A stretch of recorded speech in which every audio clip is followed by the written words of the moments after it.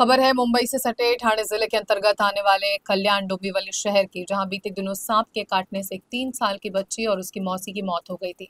बच्ची अपनी मौसी के साथ सो रही थी।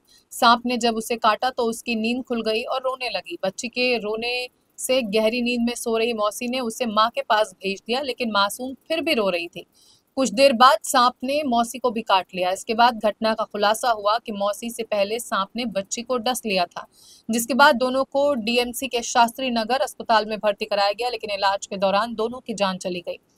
वहीं इस घटना के बाद मनपा और अस्पताल प्रशासन पर लोगों ने कई गंभीर आरोप लगाए थे। दरअसल स्थानीय लोगों ने अस्पताल पर लापरवाही का आरोप लगाया था और मनपा प्रशासन से कार्रवाई की मांग की थी। लोगों का कहना था कि इलाज में देरी और उचित व्यवस्था न होने के चलते दोनों की मौत हुई, लेकिन मनपा की तरफ से कार्रवाई न होने पर लोगों का गुस्सा फूट पड़ा और उन्होंने सड़कों पर उतरकर विरोध प्रदर्शन किया। बड़ी संख्या में लोग हाथों में तख्तियां लेकर केडीएमसी के खिलाफ नारेबाजी करते नजर आए। हालांकि अब प्रशासन ने पीड़ित परिवार को कार्रवाई का आश्वासन दिया है। बड़ी एक दुर्दैवी घटना यहाँ पे हुई थी कि दो बच्चियों का सर्पदंश होने के कारण मृत्यु हुआ है। तो आज डोंबिवली के नागरिक हमारे यहाँ पे आए थे निवेदन लेके कि इसके ऊपर कल्याण डोंबिवली महानगर पालिका की तरफ से कार्रवाई की जाए।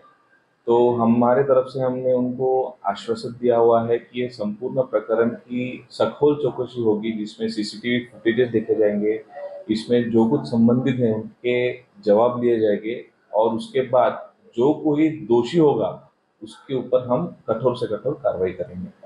आम्ही जेव्हा तिथून हॉस्पिटलमध्ये आलो त्याच्यानंतर त्यांनी आमचं खूप टाइम हे घालवलं ॲडमिशन वगैरेमध्ये।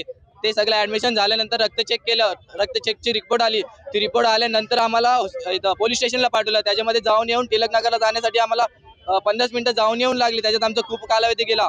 ते आम्ही तिकडून स्टॅम्प घेऊन येईपर्यंत इथून बस व्हॅन सुद्धा आलेली नाही, ॲम्ब्युलन्स व्हॅन। ॲम्ब्युलन्स दिली ती फक्त ॲम्ब्युलन्स नावाला होती। ॲम्ब्युलन्सच्या नावाखाली फक्त सायरन दिलं होतं। ॲम्ब्युलन्समध्ये आम्हाला सिलेंडर दिला, सिलेंडरला ना मास्क दिला ना त्याची चावी दिली। आम्ही डॉक्टरची मागणी केली, आम्ही नर्सची मागणी केली, तेही नाही दिलं आम्हाला। ऑक्सिजनचं मास्क वगैरे काही दिलं नाही लावायला, तेही नाही दिलं। आणि वरून सांगतात आम्हाला की काहीच नाही, तुमची मुलगी चांगली आहे वगैरे वगैरे। एवढं सगळं करून माझ्या बहिणीचे सलाईन आम्ही हातात घेऊन गेलो। सलाईन लावायला सुद्धा जागा नव्हती त्या हॉस्पिटल याच्यामध्ये ॲम्ब्युलन्समध्ये। असं कसं आहे आमचं हॉस्पिटल? डोंबिवलीचं सगळ्यात मोठं हॉस्पिटल असून काय कामाचं ज्याच्यात आयसीयूची फॅसिलिटी नाहीये? एवढं मोठं हॉस्पिटल आहे, एवढं मोठं बजेट आहे डोंबिवली कल्याण डोंबिवली महानगरपालिकेचा, साधा आयसीयूची फॅसिलिटी नाही तुमच्याकडे। आमचे एमएलए येऊन सांगतात आम्हाला की तुम्ही प्रायव्हेटमध्ये जायचं होतं, गव्हर्नमेंटमध्ये नव्हतं जायचं। तुम्ही गव्हर्नमेंट सर्व्हंट आहेत, तुम्ही बोललं पाहिजे की आम्ही हॉस्पिटल बनवू। तुम्ही हॉस्पिटल बनवायचं सोडून आम्हाला सांगतात की तुम्ही प्रायव्हेटमध्ये जायला हवं होतं। ती सिच्युएशन गेली, पण तुम्ही आता तरी देखील बोला की आम्ही करू, आम्ही हॉस्पिटल बनवू, हॉस्पिटलवरती हे कारवाई करू।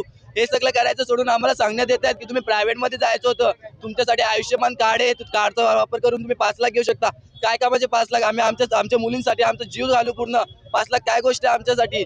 आम्हाला वेळेवरती औषध पाणी नाही दिलं, हे कोणाची जबाबदारी आहे? हॉस्पिटलमध्ये नाहीये, कोणाची जबाबदारी आहे? हॉस्पिटलमध्ये साधी आयसीयूची सुविधा फॅसिलिटी पाहिजे की नाही?